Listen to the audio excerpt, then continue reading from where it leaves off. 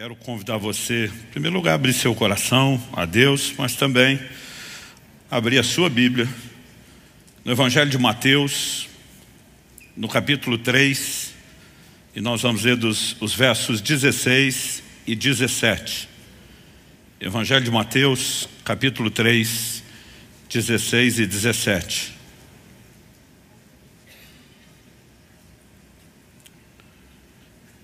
Eu vou ler na Nova Almeida atualizada, e esse texto vai ser nosso ponto de partida e também o trilho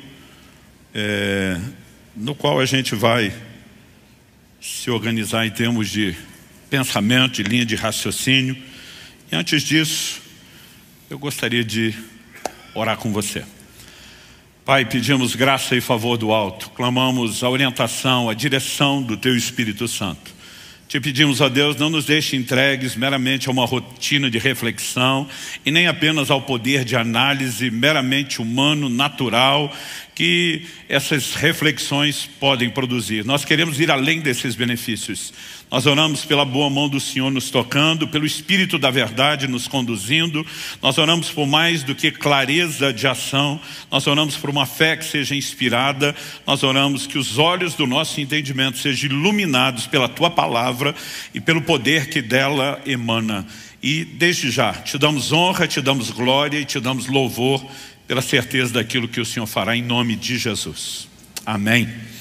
Bom, Mateus capítulo 3, versos 16 e 17 diz: depois de batizado, Jesus logo saiu da água. E eis que os céus se abriram, e ele viu o Espírito de Deus descendo como pomba, vindo sobre ele. E eis que uma voz dos céus dizia: este é meu Filho amado, em quem me agrado. Um evento extraordinário, espetacular, onde Jesus, como disse a João Batista, não apenas cumpre com toda a justiça de Deus, o que incluía a necessidade de ser batizado, ainda que ele não precisasse do batismo de arrependimento como os demais, mas os céus abertos, a visão do Espírito descendo sobre ele, numa forma corpórea como pomba, que não é só dele. João Batista, também sabemos pelo Evangelho de João, tem a mesma visão, o mesmo sinal, mas essa voz audível, essa declaração pública, que Deus faz a respeito de Jesus, seu Filho. Este é meu Filho amado, em quem eu me agrado. Será que você pode repetir essa frase comigo? Diga: este é meu Filho amado, em quem me agrado.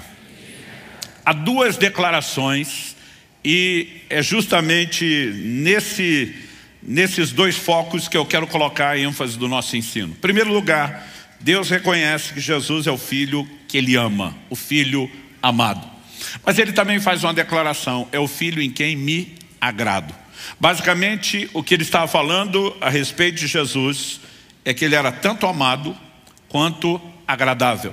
E esse é o tema da minha mensagem hoje: amado e agradável.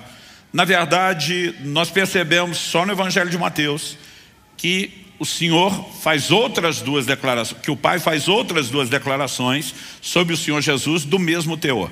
Em Mateus, no capítulo 12, eu vou ler agora os versos 17 e 18, nós temos um registro. Isso aconteceu para se cumprir o que foi dito por meio do profeta Isaías: eis aqui o meu servo que escolhi, o meu amado, em quem minha alma se agrada. Farei repousar sobre ele o meu espírito, e ele anunciará juízo aos gentios. Então, o reconhecimento de que o Espírito repousaria sobre ele, somado a essa declaração do livro de Isaías, de que não apenas era o servo escolhido, aqui há uma aplicação direta como filho amado, mas também aquele em quem Deus se agradava. Na primeira passagem que lemos, Mateus 3, nós temos uma declaração personalizada de Deus. Aqui em Mateus 12, nós temos a aplicação de uma porção da Escritura. E evidentemente o Espírito Santo, guiando o evangelista Mateus, está dizendo: em Cristo nós temos o cumprimento dessa palavra. Mas há um terceiro momento que acontece quando Jesus está orando no monte, que nós apelidamos de um monte da transfiguração. Há divergência sobre qual seria o monte, mas evidentemente não existe um monte chamado da transfiguração. É apenas uma referência, E para nós é muito mais para falar da experiência do que necessariamente do local geográfico. Ali, em Mateus 17, 15, nós lemos: falava ele ainda, uma referência a Pedro, quando uma nuvem luminosa os envolveu. E eis vindo da nuvem uma voz que dizia: este é o meu filho amado, em quem me agrado. Escutem o que ele diz. Então agora, assim como no primeiro texto de Mateus 3, do batismo de Jesus, novamente, o Pai Celeste fala de uma forma audível, não para toda a audiência anterior do dia do batismo, mas aqui o apóstolo Pedro ouve, essa declaração, e mais uma vez, Deus está sustentando as mesmas duas verdades. Jesus é o Filho amado, em quem Ele se agrada. E o que eu quero te mostrar é que esses dois aspectos, amado e agradável, são dois elementos chaves no nosso relacionamento com Deus.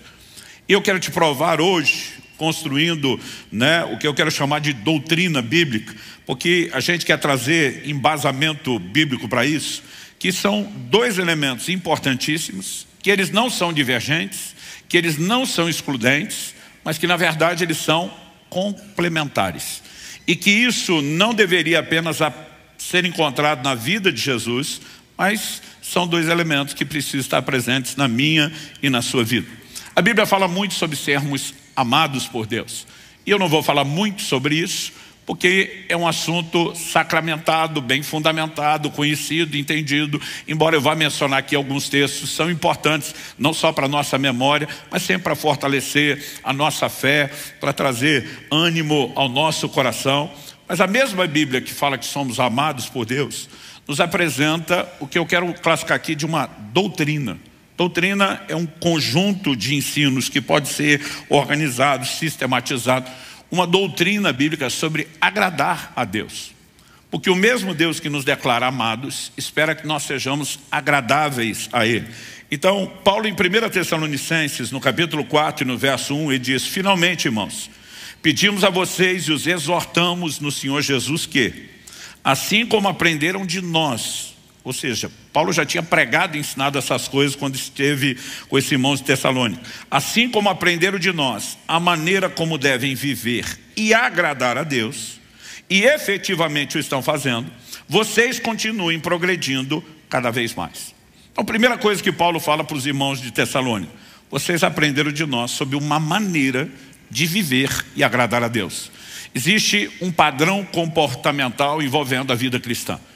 O que é óbvio, dispensa qualquer necessidade de debate quando você vê todo o volume de orientações, não só dos evangelhos, mas principalmente das epístolas, sobre o comportamento do cristão em todas as áreas.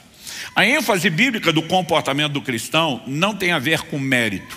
Nenhum de nós é salvo por merecimento. Somos salvos pela graça, experimentamos isso por meio da fé. E ao que eu e você precisamos de fato entender e compreender é que mesmo que o comportamento não tenha nada a ver com merecer, ele é parte daquilo que se espera de nós. Isso é indiscutível na doutrina bíblica. Estou dizendo isso porque cada vez mais eu vejo uma doutrina que tem se propagado no Brasil e no mundo, que ela relativiza todo o restante da Bíblia em nome de uma verdade da Bíblia que nem está sendo defendida de forma correta, está sendo distorcida, que é a graça. Então, de vez em quando eu vejo gente falando assim para mim: cara, não entendo você querer viver esse lugar de dedicação a Deus, quando, na verdade, se você entender a graça, você não precisa disso. Eu olho e falo: como é que é? Outro dia um falou assim para mim: cara, eu não entendo essa sua pegada de jejum, de devoção em Deus, parece que você quer merecer algo. Eu falei: não tem nada a ver com eu tentar merecer. Eu sou alvo do amor incondicional de Deus. Tem a ver com o que Ele merece.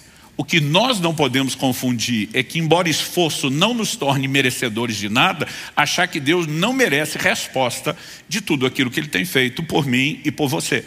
E eu quero te mostrar ao longo da mensagem que essas coisas precisam ser distinguidas. O fato dele olhar para Jesus e dizer: eu amo você, não significa que ele não queira se agradar naqueles que ele ama.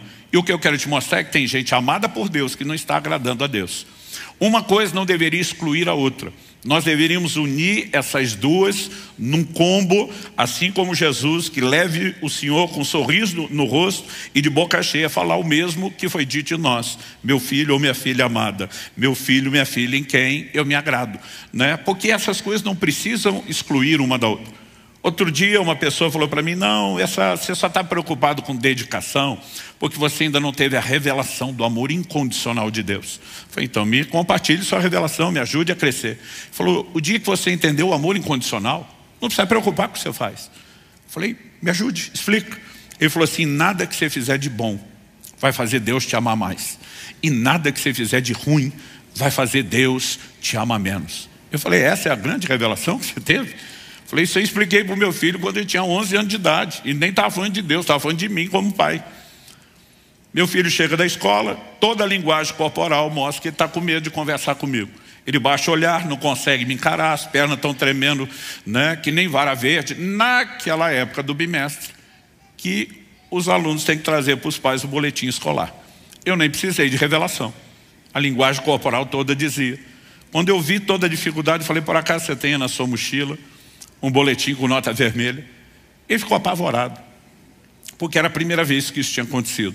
E o culpado, basicamente, eu estava acreditando que era eu mesmo.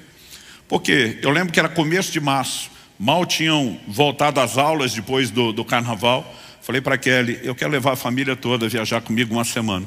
Meu ritmo está muito intenso, eu preciso desse tempo. Ela falou, vai prejudicar o Israel, as aulas já voltaram. Kelly, como orientadora pedagógica, sempre levou isso mais a sério do que eu. Eu falei, olha, eu estou disposto a lidar com qualquer consequência. Essa é uma viagem importante e eu quero que todo mundo vá comigo, né? E nós ficamos uma semana, ele faltou de segunda a sexta na escola, e quando voltou, teve uma prova surpresa em cima do conteúdo que não tinha pego. É lógico, eu sabia que a nota não viria boa e eu sabia da minha responsabilidade. Mas ele está ali apavorado. Meu filho está com tanto medo que aquela conversa não progride. Eu tive que parar e consolá-lo. Falei, filho, para um pouquinho. Falei, deixa eu te explicar uma coisa antes da gente discutir o boletim e a nota que está lá. Falei, eu amo você. Ele falou, eu sei, pai. Falei, você sabe, mas não entende. Falei, eu não te amo pelo que você faz. Eu não te amo pela sua performance. Eu te amo porque você é. Você é meu filho. Eu falei, então preste atenção. Nada que você fizer de bom vai fazer eu te amar mais. Nada que você fizer de ruim vai fazer eu te amar menos. Pensa no rostinho que iluminou com o consolo. Aquele desespero foi saindo. Mas ao mesmo tempo que o consolo foi chegando, eu vi uma cara de malandragem entrando. Ele não perguntou, mas estava estampado na testa dele. Era evidente que ele estava pensando, então liberou geral. Porque se nada que eu fizer de bom faz o senhor me amar mais, e nada que eu fizer de ruim faz você me amar menos, por que é que eu vou me preocupar com o comportamento? Falei, agora, antes de você falar essa bobagem que você está pensando agora, preste atenção, se você quer me agradar, a conversa é outra. Você não será menos amado por uma nota menor. Mas se você quer um sorriso no rosto, mais do que seu pai, da sua mãe pedagoga, evidentemente você vai ter que trabalhar. Agora, isso é uma exceção à regra que nós vamos tratar de forma diferente do resto. Por que eu estou dizendo isso? As pessoas estão propagando a mensagem estúpida. Ela não é apenas equivocada, ela é estúpida. De que porque Deus te ama de forma incondicional, você pode tratá-lo como lixo. De onde foi que nós tiramos isso? Que porque somos amados, nós não precisamos honrar a Deus. Qual é o maior mandamento destacado por Jesus na Escritura? Amarás o Senhor teu Deus de todo o teu coração, com toda a tua alma, com todo o teu entendimento. Agora, eu amo Ele de todo o coração, mas não preciso me preocupar em tratá-lo bem? Que amor é esse? Então, ao olhar para a Escritura bíblica, eu percebo que nós precisamos de uma construção clara. E eu quero começar trabalhando em primeiro lugar com vocês aqui, que não podemos confundir ser amado com ser agradável. São duas coisas distintas.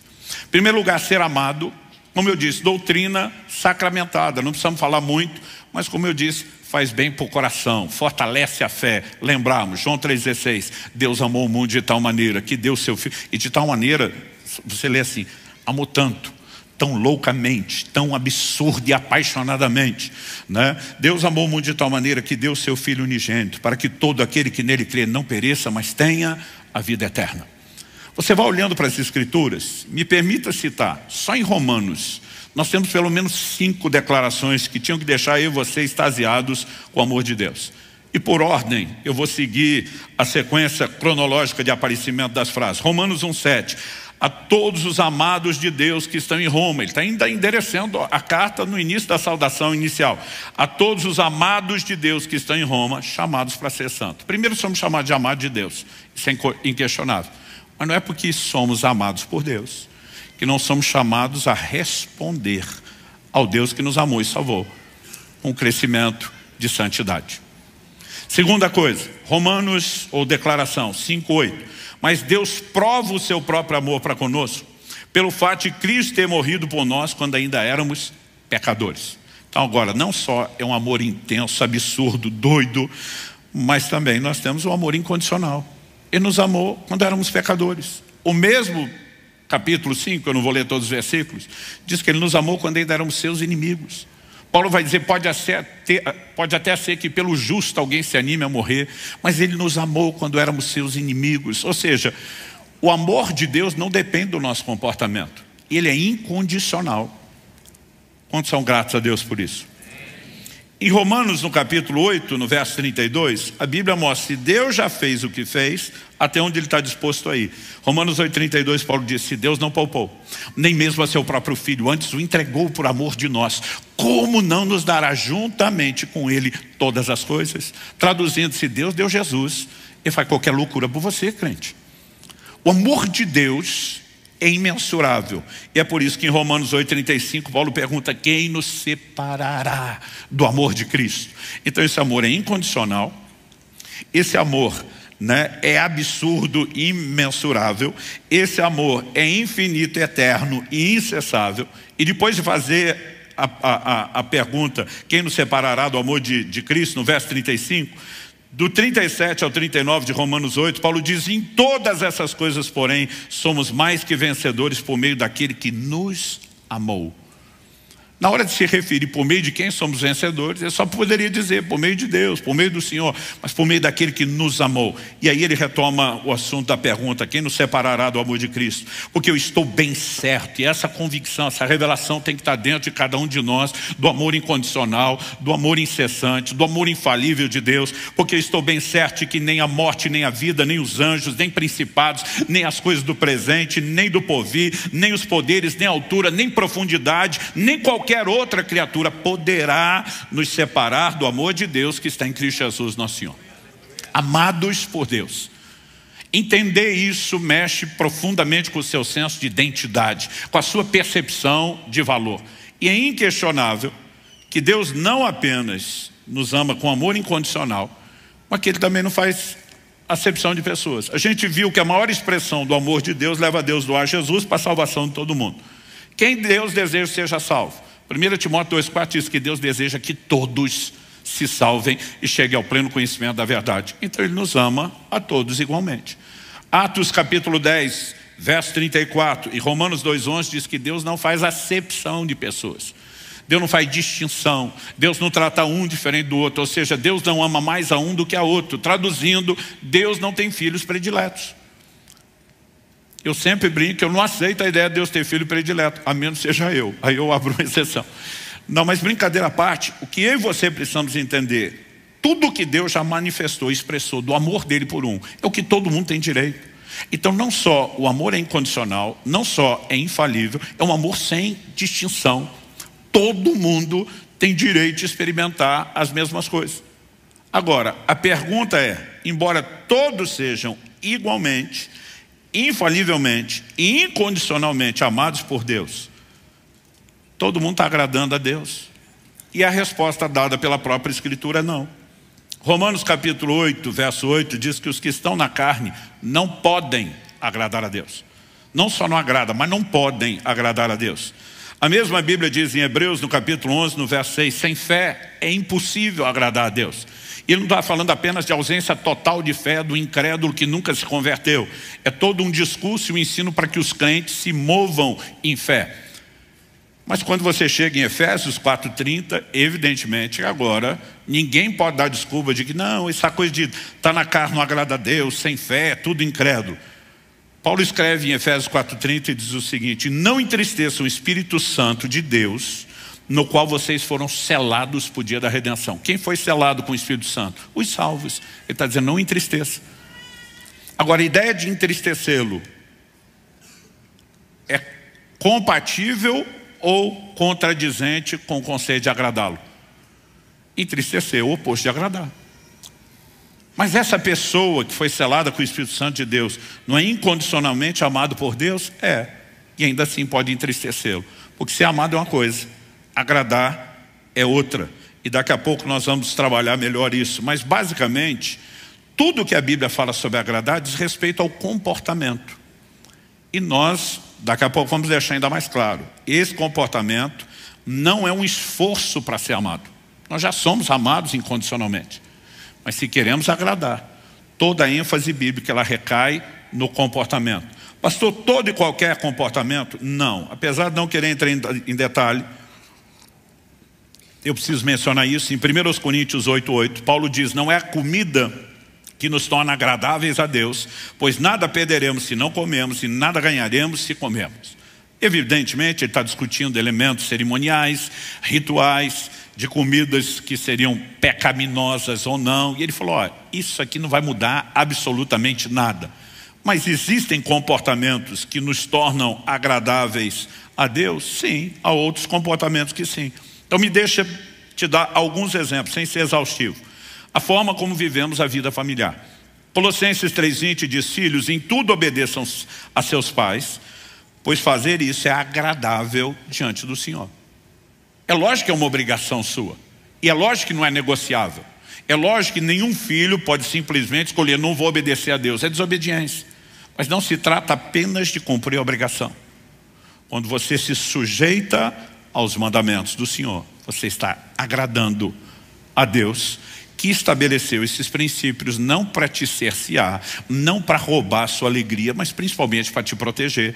E Ele está feliz não apenas porque você faz o que Ele quer, mas porque o que Ele quer é bom para você. Você entendeu que Ele é bom, o que Ele quer é bom para você, e você correspondeu com Ele. Isso é agradável diante de Deus. Há outros exemplos que nós podemos aplicar dentro da família. Paulo, escrevendo a Timóteo, diz que as viúvas que tinham filhos ou netos, esses tinham que aprender a recompensar os seus progenitores.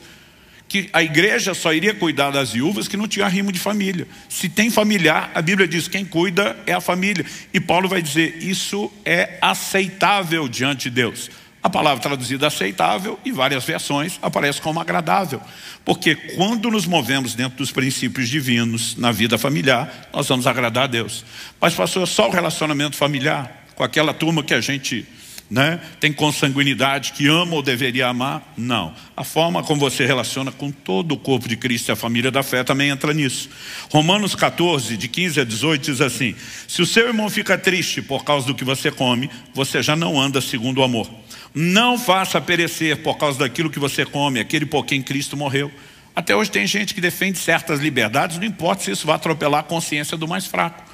E Paulo está exortando isso. Ele diz, não seja, pois, difamado aquilo que vocês consideram bom, porque o reino de Deus não é comida nem bebida, mas justiça, paz e alegria no Espírito Santo. E aquele que desse modo serve a Cristo é agradável a Deus e aprovado pelas pessoas. De que modo serve a Cristo? Respeitando os seus irmãos, respeitando consciências, ainda que sejam mais imaturas, com elementos carnais, com falta de clareza doutrinária, mas escolhendo andar em amor, em vez de promover contenda ou escândalo. Ah, pastor, então é a forma como a gente relaciona com a família e com a família da fé? Não, a maneira como a gente relaciona com toda a sociedade, o que vai incluir, inclusive, os não cristãos. 1 de Pedro 2, 19 e 20 diz, porque isso é agradável a Deus, que alguém suporte tristezas, sofrendo injustamente por motivo de sua consciência para com Deus. Pois que glória há se pecando e sendo castigados por isso, vocês suportam com paciência. Se entretanto, quando praticam o bem, vocês são igualmente afligidos e o suportam com paciência, isso é agradável a Deus. Ele diz, você vai relacionar com pessoas, já pode ter conflito no âmbito familiar, de gente que se respeita e ama. Já pode ter conflito no âmbito da família da fé. Ele diz, o que esperar quando você está relacionando com gente que não caminha nos mesmos valores? E diz, mas mesmo que você apanhe sem merecer, mesmo que te persigam, que você, tendo feito bem, seja difamado, e diz, suporte com paciência. O próprio apóstolo Pedro, nós paramos aqui no verso 20, mas se você continuar lendo, ele evidentemente estabelece um padrão comportamental que é inspirado no quê? No próprio Senhor Jesus. Depois de falar o que ele falou no verso 19 e 20, no 21 ele diz, porque para isso mesmo vocês foram chamados, pois também Cristo sofreu no lugar de vocês, deixando exemplo para que vocês sigam seus passos. Exemplo de sofrimento. Significa que eu e você temos que ir para a cruz morrer do jeito que ele morreu? Não. Aqui outro sofrimento. Qual? 22. Ele não cometeu pecado, nem foi encontrado engano em sua boca. Pois ele, quando insultado, não revidava com insultos. Quando maltratado, não fazia ameaças, mas se entregava àquele que julga retamente. Quando você olha para o padrão bíblico, existe uma forma de relacionar. Inclusive, quando você pode estar sendo injustamente acusado, que você diz: Senhor, o Senhor conhece meu coração, minha conduta. Eu me entrego a você que julga retamente. E eu não vou retribuir o mal com o mal. Eu escolho seguir o exemplo de Jesus. Manter a boquinha fechada, ser crente, manter um sorriso no seu rosto. O texto está dizendo que isso é agradável a Deus. Dá para entender isso? Então, quando você olha para a doutrina bíblica, nós não estamos falando de uma ou duas declarações na Bíblia forçadas. Quando falamos de agradar a Deus, é doutrina bíblica, é assunto que merece atenção. A forma como você se entrega ao serviço do Senhor. Em 2 Timóteo, no capítulo 2, no verso 4, o apóstolo Paulo diz: nenhum soldado em serviço se embaraça com os negócios dessa vida, porque o seu objetivo é agradar aquele que o recrutou. Então, a gente vai viver nesse mundo, não tem como sair desse mundo, não tem como evitar os negócios dessa vida, mas a gente diz: nossa vida não fica amarrada aqui a ponto de não poder servir a Deus. Por quê? Porque queremos agradá-lo. Toda essa questão de agradar é comportamental. Agora, dito isso, em segundo lugar, eu quero fazer uma pergunta. O que determina o nosso destino, os resultados que eu e você teremos, não é o amor incondicional de Deus. Nós precisamos entender que são as nossas escolhas e a maneira como interagimos ou não com o amor incondicional de Deus. Porque o amor incondicional de Deus nos oferece um destino, mas não o determina. Então vamos lá para João 3,16. Deus amou o mundo de tal maneira que deu o seu Filho unigênito. O que ele está oferecendo? Um destino para nós. Qual? Para que todo aquele que nele crê não pereça, tenha vida eterna. Ele está dizendo: porque amo vocês de forma incondicional, estou oferecendo salvação. Agora, todo mundo é amado incondicionalmente por Deus, sem distinção, porque deseja todos se salvem. Mas todo mundo vai ser salvo? Não. Porque as pessoas não são salvas apenas porque são incondicionalmente amados. O amor incondicional oferece o destino, mas não determina. O próprio texto, a fala de Jesus diz: para que todo aquele que nele crê não pereça. Se crê, se você interagir, você abraça o destino oferecido pelo amor incondicional. E se não crê, João 3,18 diz: não crê, está condenado. Porque não é o amor incondicional que determina, oferece, mas não determina o seu destino, nem os resultados. E aqui nós precisamos entender que é nesse elemento de interação que agradar a Deus entra. Ou seja, a decisão de agradá-lo e não o fato incontestável de ser amado é que determina o estilo de vida que você vai ter. Quais são os seus resultados? O apóstolo Paulo começa em 1 Coríntios 10, falando para uma igreja de gentios da nova aliança, fundamentado no tempo da graça. Não quero, irmãos, que ignoreis que os seus pais, aí vai falar desde os patriarcas, daquela geração que sai do Egito, e ele vai estabelecer que toda a forma de Deus lidar com eles é um paralelo para a forma como ele trata conosco. Ou seja, ele não está, como alguns querem, em nome da graça, descartando todo o Antigo Testamento e dizendo que não há correlação ou aplicações do lado de cá. E aí você tem um paralelo interessante. Por exemplo, quando Deus tira aquela geração de israelitas do Egito, da escravidão, com o propósito de levá-los à terra prometida, ele diz que isso é uma manifestação do amor dele. Deuteronômio 4, versos 37 e 38.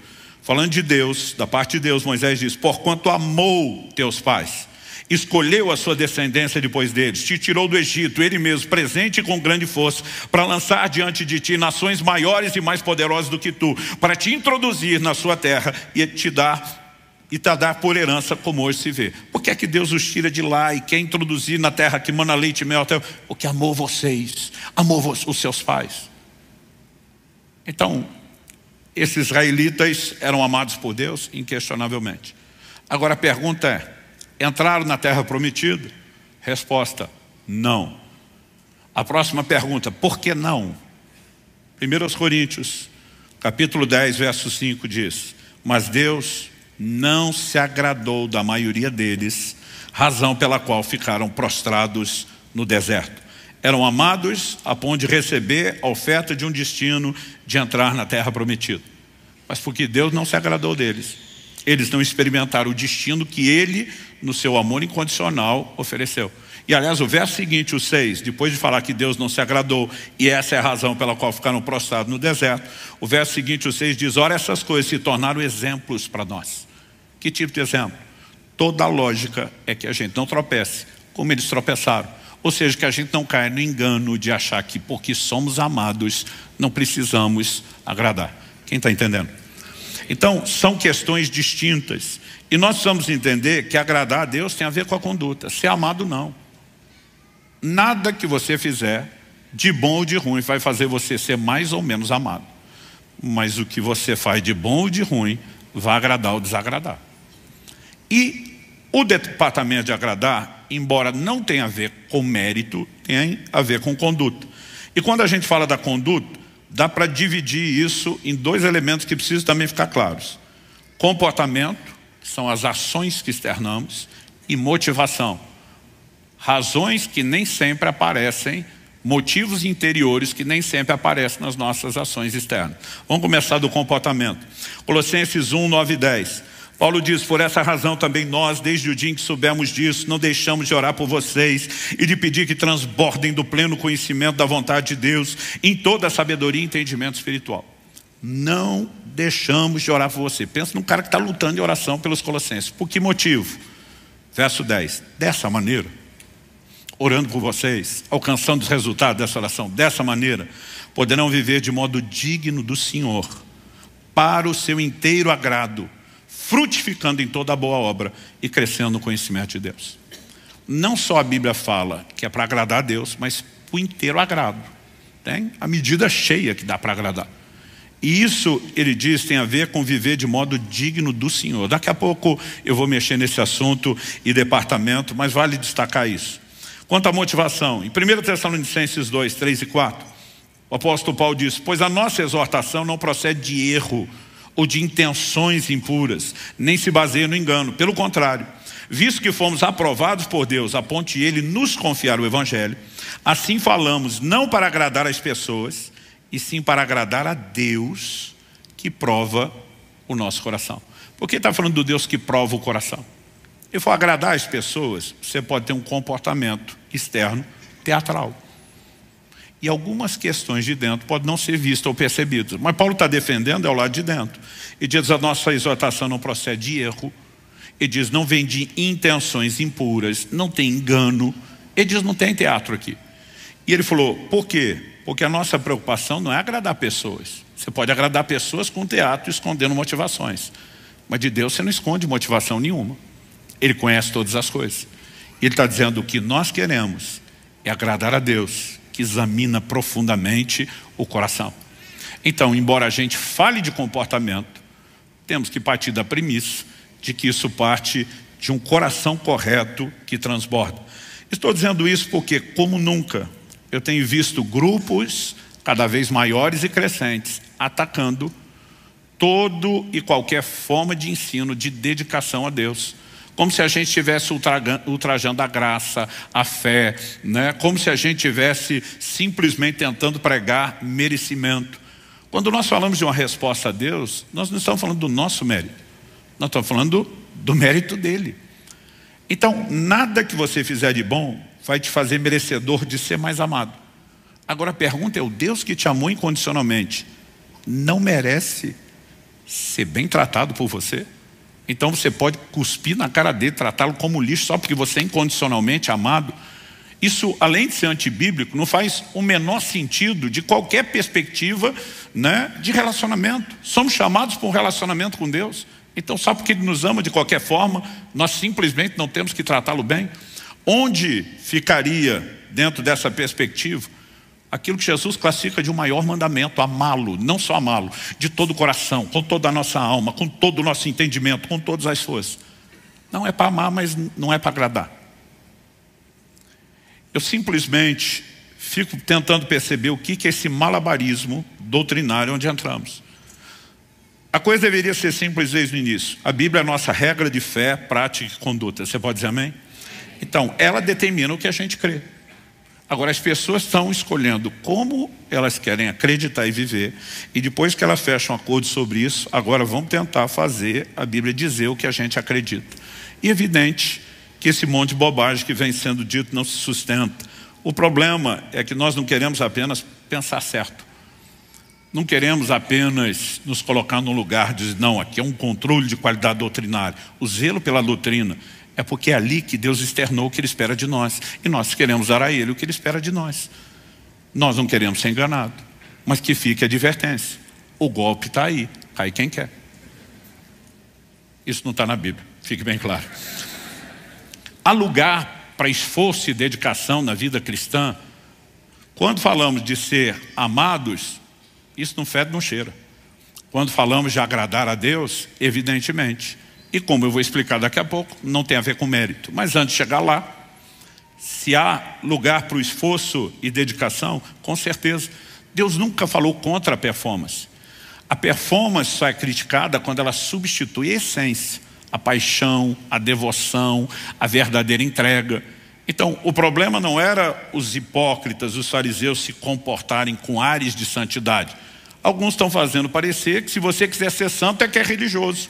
O problema não era a santidade, era ostentar isso por fora como uma substituição da ausência da essência por dentro. Então, por exemplo, no livro do Apocalipse, o Senhor vai elogiar a performance da igreja de Éfeso, principalmente do anjo, o mensageiro da igreja.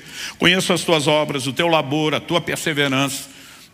Ele diz, vocês suportaram provas por causa do meu nome, não desfaleceram. Puseste a prova, se dizem apóstolos, não são, os achaste mentirosos. Está falando de uma igreja produtiva, está falando de uma igreja resiliente, está falando de uma igreja que tem controle de qualidade. Ele não está atacando, ele está elogiando. Ele diz, mas tenho contra ti que abandonaste seu primeiro amor. O que ele está dizendo é, não adianta ter performance estratosférica e a paixão está lá no chinelo. Porque se a performance é a consequência da paixão, ótimo. Mas se ela se tornar um substituto, aí você está vivendo de teatro e perdeu a essência. Mas daí a gente começar a atacar a performance como se ela sozinha sempre definisse religiosidade, é antibíblico. Eu quero rapidamente mostrar isso.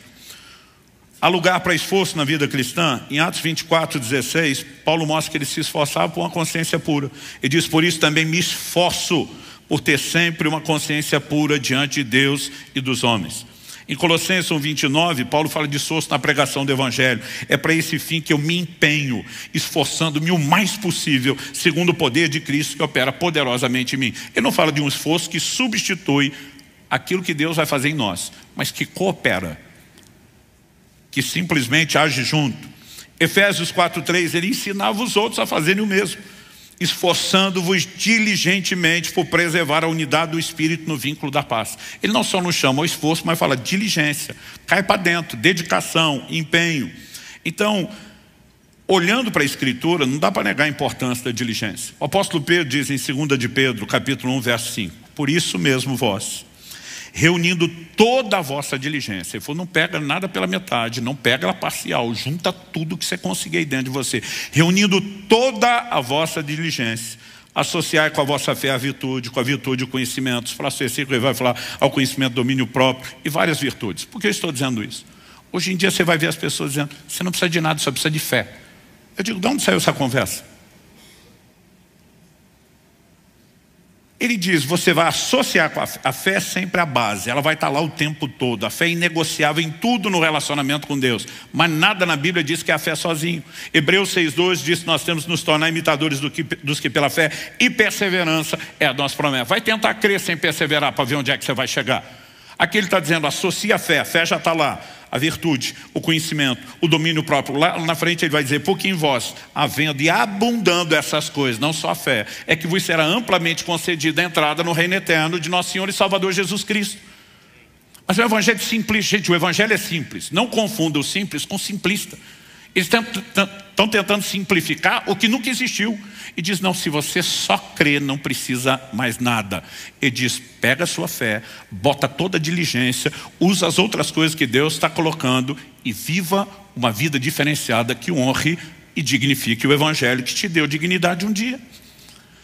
Em 2 de Pedro 1:10, 5 versículos à frente, ele termina dizendo, por isso, irmãos, e por isso aqui é a conclusão, procurem com empenho, outra tradução em vez de empenho diz diligência, dedicação, procurem com empenho cada vez maior mas já não reunir toda a diligência, tudo que você tinha até agora. Quando chegar lá na frente, você vai ter que ter crescido e vai ter que ter ido além do que você já tinha, com empenho cada vez maior, confirmar a vocação e eleição de vocês, porque fazendo assim vocês jamais tropeçarão. É lógico que a eleição, a vocação, são todas coisas que nós queremos, que respondemos, mas a Bíblia diz, confirme ela com a sua dedicação, que é a expressão interativa da sua fé, uma fé que também se manifesta com obras, com ações, com conduta. Então, eu e você precisamos entender, se em primeiro lugar, eu fiz questão de dizer que não podemos confundir ser amado com agradável. O segundo, questionamos o que determina destino e resultados, e aí nós vamos falar do esforço, da dedicação e empenho de agradar a Deus. E terceiro e último lugar, eu quero trabalhar a essência da mensagem por trás da distinção entre ser amado e ser agradável.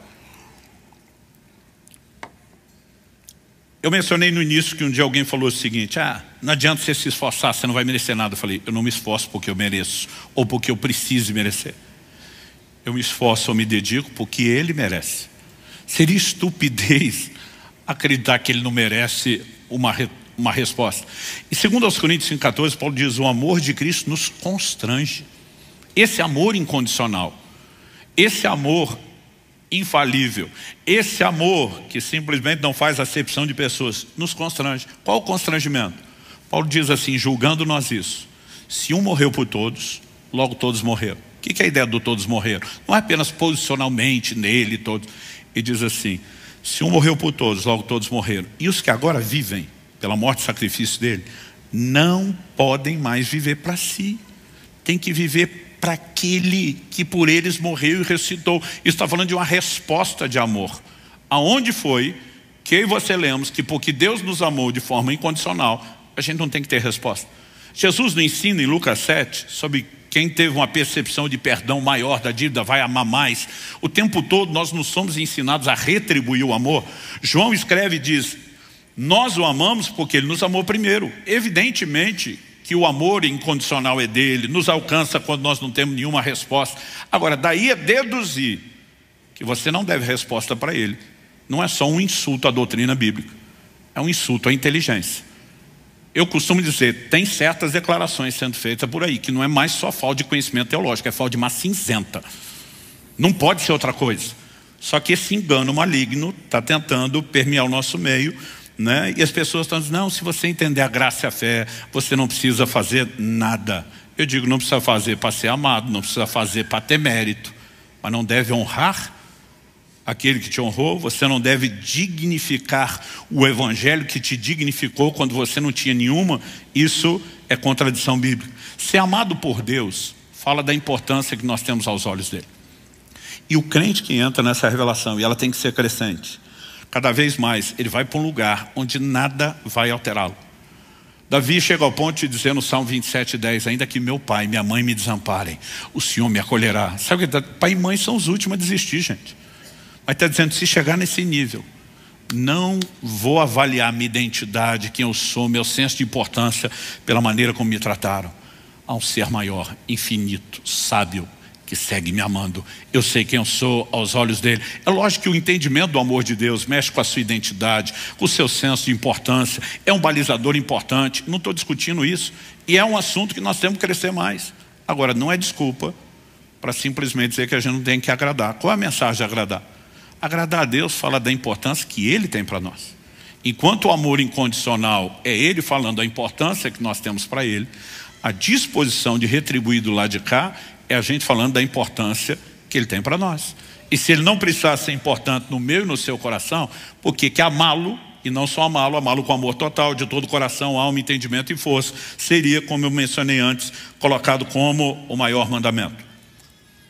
Há um paralelo estabelecido na Bíblia sobre a maneira como marido e mulher se tratam e como Cristo trata a igreja, e a igreja deve tratar Cristo. Paulo mexe nisso em Efésios 5 com maestria, né? E diz que o marido tem que amar a esposa como Cristo amou a igreja, amor sacrificial. Mas ele diz que a esposa deve submissão ao marido como a igreja deve a Cristo. Todo paralelo, né? Uma via de ida e volta, de mão dupla, tudo é estabelecido. Agora preste atenção, Paulo E ele vai dizer, grande é esse mistério, quando ele fala da comparação de Cristo à igreja, marido e mulher no matrimônio. Em 1 Coríntios 7, de 32 a 35, o apóstolo Paulo está falando de agradar o Senhor. Mas olha a analogia que ele vai usar. Verso 32. O que eu realmente quero é que vocês fiquem livres de preocupações. Quem não é casado, outra tradução só diz o solteiro, cuida das coisas do Senhor, de como agradar ao Senhor. Quando a Bíblia fala, cuida das coisas do Senhor, não é só ser obediente e nem só aceitar o amor incondicional. A Bíblia diz que tem um departamento. Ele está preocupado em como vai agradar o Senhor. Verso 33. Mas o que se casou, cuida das coisas do mundo, de como agradar a esposa, e assim está dividido. É só o marido em relação à mulher? Não. Também a mulher, tanto a viúva como a virgem, cuida das coisas do Senhor, e vai fazer o paralelo com o solteiro mencionado antes, para ser santa assim no corpo como no espírito. Mas a mulher casada se preocupa com as coisas do mundo, de como agradar ao marido. Então se espera que dentro de um casamento, e essa é a perspectiva bíblica, marido e mulher não apenas se amem, mas decidam agradar. Agora eu fico tentando imaginar, com quase 29 anos de casado com Kelly, se eu só falasse para ela, olha, eu amo você, eu já provei isso, escolhendo você, cuidando de você, te oferecendo tudo melhor. Não espere que eu me preocupe a cada dia em colocar um sorriso no seu rosto. Quem de nós ia olhar para isso e dizer, isso é sensato? Ninguém. E não importa o quanto ela saiba que é amada, o quanto já declarei, eu vivo procurando formas e maneiras de agradá-lo. Qualquer um vai entender isso no relacionamento. E nós precisamos de fato entender que a Bíblia transfere esse paralelo para com Deus, sobre agradar a Deus, da mesma forma. Verso 35, digo isso para o próprio bem de vocês, não para impor limitações, mas tendo em vista o que é decente, para que vocês possam se consagrar ao Senhor sem distração alguma. E vou ler o verso 35, não para impor limitações, porque quando você começa a falar dessa resposta de amor de agradar a Deus, aí vem aquele time vacinado dizendo, está aí o bando de religioso, legalista, querendo impor limitações na vida cristã. Paulo diz, não é limitação. Ele só falta chamar quem classifica isso de estúpido. Ele diz, é para ampliar, é para melhorar o seu relacionamento com Deus, é para te levar para um lugar de profundidade, de intimidade dele, porque não há relacionamento sem a clara intenção de agradar. Quem está entendendo? O próprio Jesus, que eu comecei citando como exemplo, amado e agradável, não, você está separando o agradável do amado como se isso tivesse a ver com aquilo que a gente faz e não com aquilo que é. Não, é a Bíblia que diz isso. Não é eu que estou dizendo isso. Em João 8, 29, o próprio Jesus diz assim, e aquele que me enviou está comigo e não me deixou só. Por quê? Porque é uma conjunção explicativa, uma palavra de ligação, de raciocínio está sendo construído, a conclusão que se chega. Por que ele não me deixou só? É apenas porque eu sou amado pelo que sou? Não. Ele diz o seguinte, porque, e essa ênfase agora é importante, eu faço sempre o que lhe agrada. Essa palavra traduzida fazer, é a palavra grega poieu, significa fazer, produzir, construir, formar, modelar, ser o autor de, manufaturar, tornar pronto, preparar, produzir. Não há jeito de você desassociá-la de obras. Ele está dizendo, eu agrado com obras. Sou amado porque aos seus olhos são importantes, mas porque ele é para mim. Todo o meu trabalho é demonstrar que eu também o trato como alguém importante. Quem está entendendo isso? Deus não se agrada de qualquer comportamento dos seus filhos, embora continue amando. Eu falei antes que o amor incondicional de Deus oferece, mas não determina o destino. Então Deus amou o mundo, quer que todos se salvem. Mas quem crer será salvo, quem não crer será condenado. Esse que não creu, que não correspondeu à oferta do amor de Deus e foi para a perdição do inferno, curioso ou trágico é que ele irá para o inferno incondicionalmente amado por Deus, infalivelmente amado por Deus, mas sem deixar que o amor de Deus funcione na sua vida. Porque eu e você precisamos entender que mesmo quando o amor não afeta o nosso destino, não significa que Deus deixou de amar. Então defender que só porque somos incondicionalmente amados podemos viver de qualquer forma, eu repito, não é só tolice, é abraçar deliberadamente uma proposta maligna de distorção das Escrituras. Então, olha o que Deus diz no livro de Hebreus, capítulo 12, de 5 a 7. Vocês se esqueceram da exortação que lhes é dirigida como a filhos. Filho meu, não despreze a correção que vem do Senhor, nem desanime quando você é arrependido por Ele, porque o Senhor corrige a quem ama e castiga todo filho a quem aceita. É para a disciplina que vocês perseveram. Deus os trata como filhos. E qual o filho a quem o pai não corrige? Toda vez que meus filhos me desagradaram, eu precisei tratar com eles. Mas eu os deixei de amar? Evidentemente que não. A correção é justamente o amor. É porque a gente se importa, é porque a gente não desiste. Então, nós precisamos entender que o departamento de agradar não tem nada a ver com de ser amado. Só que quando nós estamos agradando, o Deus que ama, diz: ei, porque eu amo, eu não vou te deixar largado, fazendo o que você quer, inclusive indo para longe de mim. Eu vou lutar por você e pelo seu melhor. Em Apocalipse 3, no verso 19, o próprio Jesus diz: eu repreendo e disciplino aqueles que amo. Portanto, seja zeloso e arrependa-se. Disciplino quem? Quem eu amo. Não deixou de amar, mas está disciplinando por quê? Se está feliz e está agradado porque, não importa o que você faça, quem você é agora, pelo sacrifício de Cristo, está tudo bem. Então, que bipolaridade é essa de Jesus? Repreender, dizer que disciplina, dizer seja zeloso, arrependa-se, ou seja, muda o seu comportamento, se para ele está tudo bem, do jeito que muitos estão tentando fazer a gente acreditar que está. Ao olhar para a Escritura, eu percebo que mesmo sendo amado por Ele, eu e você precisamos agradá-lo. Isso significa entrar no modo de não é tentar ser digno pelo comportamento. Nós somos dignificados pelo sangue de Jesus, pela graça, a bondade, a misericórdia de Deus. Quantos são gratos a Deus por isso? Mas é dignificar o Deus e o Evangelho que nos dignificou. Filipenses 1, 27, acima de tudo. Ele está dizendo, pega toda a instrução que eu estou dando, mas agora vamos lá para o patamar de cima. Acima de tudo, vivam de modo digno do Evangelho de Cristo. Olha Efésios 4:1. Por isso eu, prisioneiro no Senhor, peço que vocês vivam de maneira digna da vocação que vocês foram chamados. Colossenses 1:10, que já lemos, dessa maneira poderão viver de modo digno do Senhor, para o seu inteiro agrado. 1 Tessalonicenses 2:11 e 12, vocês sabem muito bem que tratamos cada um de vocês como um pai trata os seus filhos, exortando, consolando, admoestando vocês a viverem de uma maneira digna de Deus, que o chama para o seu reino e glória. Onde é que está na Bíblia? Que eu e você não temos que dignificar Deus e o Evangelho, que nos deu dignidade. E ela não veio por obras. Ela veio por aceitar o amor incondicional, veio por aceitar a oferta do amor divino, mas requer de nós interação. Quem está entendendo, diga amém. Pastor, então há lugar para esforço e dedicação? Para ser mais amado, não. Para ter algum tipo de mérito, não. Para retribuir o amor e reconhecer o mérito de Deus, com certeza. Em 2 Coríntios 5:9, Paulo diz: é por isso que também nos esforçamos para ser agradáveis a Ele, quer presentes, quer ausentes. Para ser agradável, correr atrás do que Ele quer. Eu e você vamos ter que nos esforçar. Outro dia alguém falou para mim, não, se o dia que você entender a graça, você não está preocupado mais em agradar. Eu digo, eu acho que é o contrário. Porque Hebreus, capítulo 12, de vez em quando eu gosto de dizer para alguns assim, a minha Bíblia, que sempre é irônico e sarcástico, porque supostamente era para ser a mesma coisa, mas é um jeito de dizer, talvez você não leu, diz em Hebreus 12, 28 e 29, por isso, recebendo nós um reino inabalável, retenhamos a graça, pela qual sirvamos a Deus de modo agradável, com reverência e temor, porque o nosso Deus é um fogo consumidor. A Bíblia está dizendo, servir a Deus de forma agradável, procurar ser agradável a Ele, é reter a graça. Não querer agradá-lo é que é desperdiçar a graça. Então que conversa é essa que a graça dispensa agradá-lo? Ela nos empodera para agradá-lo. Até porque tudo o que fazemos, embora tenhamos responsabilidade, Deus nunca confina somente ao nosso esforço.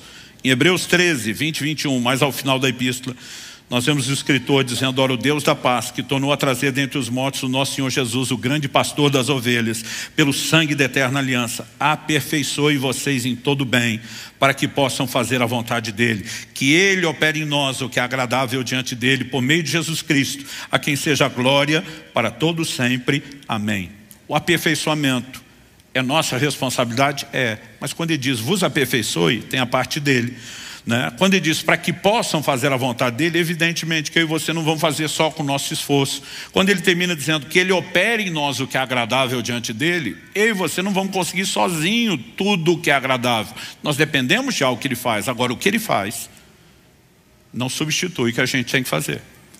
Ele nos empodera no cumprimento da responsabilidade. Mas Ele não faria no nosso lugar. Se fizesse, não precisaria mandar a gente fazer. Ou seja, a dedicação, ela tem que ser muito mais compreendida como uma interação com a graça, com a fé, do que uma substituição dela. Então, por exemplo, aquela geração da qual Deus não se agradou, não entrou na terra prometida. Hebreus 3,19 diz, vemos que não puderam entrar por causa da incredulidade. Aí em Hebreus 4,3, ele vai pegar toda essa ideia do lugar de descanso que eles não entraram, para falar do descanso que nos aguarda. E Hebreus 4,3 diz assim, nós porém que cremos, entramos no descanso. Você só acessa o que Deus tem pela fé. Pela graça sois salvos, Efésios 2,8, mediante a fé. Romanos 5,2, pela fé temos acesso a essa graça. Todo o depósito da graça só se acessa por fé. Então a Bíblia diz, como entramos no descanso? Nós, porém, que cremos, entramos no descanso. Hebreus 4,13. Agora o Hebreus 4,11, falando do mesmo descanso. Portanto, esforcemo-nos por entrar naquele descanso. Outro dia alguém falou, mas peraí, pastor, é fé ou esforço? Falei, o esforço é uma expressão prática da sua fé. Tiago fala de obras que não podem substituir a fé, mas ele fala de uma fé que se expressa por meio de obras. Não são obras de méritos, são obras que sinalizam, que externam a fé. E evidentemente o esforço é uma expressão da fé e não uma substituição dela. Por quê? Não é para merecer nada, a gente sabe que somos dignificados em Cristo, mas nós precisamos dar a devida resposta a Ele. Quem está entendendo, diga amém. Eu queria que você ficasse em pé para parecer que está acabando. Hebreus 6, 11 e 12 nos mostra que a diligência, o empenho, a dedicação, na verdade, nos mantém na fé. Não nos rouba, não concorre. Desejamos, porém, continue cada um de vocês mostrando até o fim a mesma diligência para a plena certeza da esperança, para que não vos torneis indolentes, mas imitadores dos que pela fé e longanimidade herdam as promessas. A diligência tem a ver com a perseverança da fé e não uma substituição da fé. Então eu olho para as Escrituras e eu percebo cada vez com mais clareza, precisamos crescer na revelação de que somos amados, evidentemente. Precisamos entender a resposta ao amor de Deus, que é a decisão de agradá-lo inquestionavelmente. Essas coisas são divergentes ou excludentes? Não, são complementares. Eu não espero que você saia daqui lembrando esse mundaréu de texto bíblico que você ouviu, embora às vezes alguns maduros conseguem absorver um pouquinho mais. Mas para aqueles que querem, às vezes até voltar, pegar depois uma mensagem dessa gravada e dizer, eu vou pontuar, eu vou esclarecer a doutrina, você tem munição. Para aqueles que não, você está alimentando a sua mente, não apenas com mais informação e argumentação, mas mais material para que o Espírito Santo trabalhe. Mas ao sair daqui, o que eu espero que você tenha de forma prática? O entendimento de que Deus quer olhar para mim e para você como olhou para Jesus e dizer, meu filho ou minha filha amado, mas também meu filho ou minha filha em quem me agrado. O amor é incondicional, não depende de como você se comporta, mas a sua decisão de agradá-lo e a sua resposta de amor é quando você diz, nós vamos amá-lo, porque Ele nos amou primeiro. É quando você deixa esse amor te constranger, dizer, não tem chance de eu não dar uma resposta para Ele. Agora, como eu e você podemos agradar a Deus? Efésios 5,10 diz, tratando de descobrir o que é agradável ao Senhor. Uma outra tradução diz procurando, mas esse procurando é uma procura que fala de exame e busca. Então eu gosto da ideia de tratando de descobrir. Para agradar alguém, você precisa ter sinalizações do que ela gosta, da sua expectativa. Você não agrada alguém apenas fazendo algo que é agradável a você e pode não ser para ela. Os primeiros anos do meu ministério pastoral, acho que eu estava no primeiro ano de casado com a Kelly. Casal de irmãos da igreja que nós pastoreávamos lá no início, no domingo, perguntou, pastor, o senhor teria tal dia da semana, noite livre? Falei, curiosamente, essa semana eu tenho. Nós queremos fazer uma janta para o senhor e para a Kelly. Vai ser algo assim maravilhoso, inesquecível. Mas pensa, botaram a nossa expectativa lá em cima. Eu nem sei se eu comi direito no dia. Porque eles ficavam ligando, tá lembrando. Olha, vem pronto, vem de estômago vazio. E lá fomos nós. Mas ninguém conversou sobre coisa nenhuma. Quando nós paramos o carro na rua e descemos, Kelly, eu brinco que ela tem superpoderes no olfato. Ela desceu, fechou a porta do carro. Por cima do carro, ela olha para mim e diz: estou sentindo o cheiro de dobradinha. Eu falei: não, amor, deve ser algum vizinho. Eu falei: ninguém faria um movimento tão ousado desse sem perguntar. Que ele nunca teve problema com comer coisa diferente. Por causa do olfato. Pensa numa coisa que ela nunca comeu na vida, é dobradinha. Quando nós entramos pelo portão, a casa era mais para dentro, eu fui aproximando da porta. Eu vi que o cheiro estava aumentando e ela me olhando com cara de apavorado. Mas quando batemos a porta e eles abriram, aquele cheiro saiu, esbofeteou a gente na entrada. Honestamente, eu não tinha problema. Existem formas e formas. Eles escolheram a menor, menos cheirosa, mas aquilo estava muito forte. E a gente na porta, eu falei: gente, correndo o risco de criar um problema sério em casa, porque minha mulher é muito discreta. Eu não sei se ela consegue entrar aqui na casa de vocês hoje o que dizer comer. Que é tipo assim: não faça isso, me deixe tentar, né? E eu falei: ela não suporta o cheiro de dobradinho.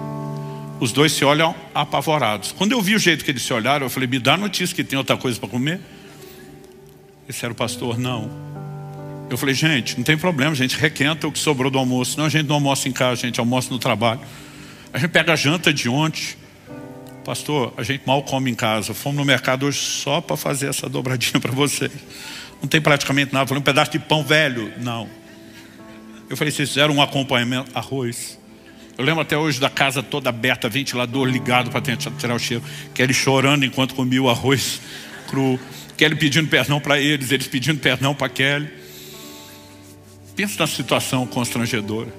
Quer dizer: gente, eu sei que vocês fizeram o melhor, me perdoe, né? Eles: não, a gente devia ter perguntado. Eu ficava: devia mesmo. Gente, como é que você tenta agradar alguém sem saber o que a pessoa quer? Agora, com Deus não é difícil. Você não tem que surpreendê-lo. O que eu e você precisamos? Olhar para aquilo que Ele já sinalizou, esperar de nós. E além de todos os textos bíblicos, 1 João 3,22 diz: aquilo que pedimos dele recebemos, porque guardamos seus mandamentos e fazemos diante dele o que lhe é agradável. Tudo que Ele já sinalizou, é só a gente andar nisso. Agora, as sinalizações nos foram dadas pelas Escrituras, são genéricas para todo mundo. E todo mundo tem que fazer a mesma coisa. Mas as sinalizações são individuais. Ele pode pedir para mim algo que Ele não pediu para você. Então, eu tenho um compromisso com Deus de não ter ganho pessoal com a venda dos meus livros. Tem gente que usa isso para atacar quem tem. Eu falo: não, o trabalhador é digno do seu salário. Deus pediu para mim. Se o outro está ganhando, Deus não pediu nada para ele, não tem nada de errado. Eu termino daqui 2 dias, mais um desses jejuns prolongados que eu estou fazendo a cada semestre. Você não tem que fazer isso. É a minha convicção do nível de resposta que eu tenho que dar para Ele. Então, o que Deus diz pela palavra e a percepção dos direcionamentos do Espírito Santo na nossa vida, essas coisas precisam ser respeitadas. E à medida que nós escolhemos andar nelas, nós podemos juntar o combo, a maravilha de ser amado incondicionalmente, com a bênção, com o privilégio de dizer: eu vou retribuir o seu amor. Nunca será o mesmo, nunca será tão perfeito, nunca será tão intenso, mas que ele cresça à medida que a gente entende o quão importante o Senhor é e se torna para nós. Evidente que eu não vim aqui te apontar o dedo ou jogar pedra em você. Eu tenho sido chamado para um lugar de relacionamento que se torna cada dia melhor à medida que entendemos essa resposta. Paulo diz: não é para impor limitações. Quando eu e você começamos a nos consagrar desimpedidamente ao Senhor, o padrão do relacionamento melhora. E Ele quer que eu e você possamos desfrutar mais. Você recebe essa palavra? Pai, nós oramos e pedimos graça e favor do alto. Suplicamos mais uma vez que o Senhor nos permita ter mais do que um mero ritual de ouvir informação e sair daqui apenas confinados à nossa própria capacidade de digeri-la e processá-la. É lógico que não queremos ser irresponsáveis quanto à nossa parte, mas nós te pedimos mais do que isso. Trabalhe em nós pelo Teu Espírito. Traga entendimento espiritual, traga aplicação prática da Tua palavra. E ajuda-nos, Senhor, a não nos distrair e nem abortar aquilo que o Senhor começou. Que nenhum de nós te trate como uma torneira a ser fechada, um interruptor de uma lâmpada a ser desligado no final dessa reunião. Nós oramos não apenas por continuidade, nós oramos por progressividade em tudo aquilo que o Senhor tem feito nas nossas vidas. Abençoamos nossos irmãos e irmãs, crendo que o Senhor seguirá aprofundando o que já tem feito na vida de cada um de nós, e que possamos estar debaixo do mesmo nível de consciência que os irmãos de Tessalônica estavam quando Paulo lhes escreveu, que ele não só os tinha ensinado sobre isso, que eles não apenas efetivamente estavam procurando agradar a Deus, mas que nós, como eles, também possamos progredir cada vez mais, e dessa forma dizer de boca cheia que somos não apenas amados, mas também agradáveis ao Senhor. Oramos em nome de Jesus. Amém.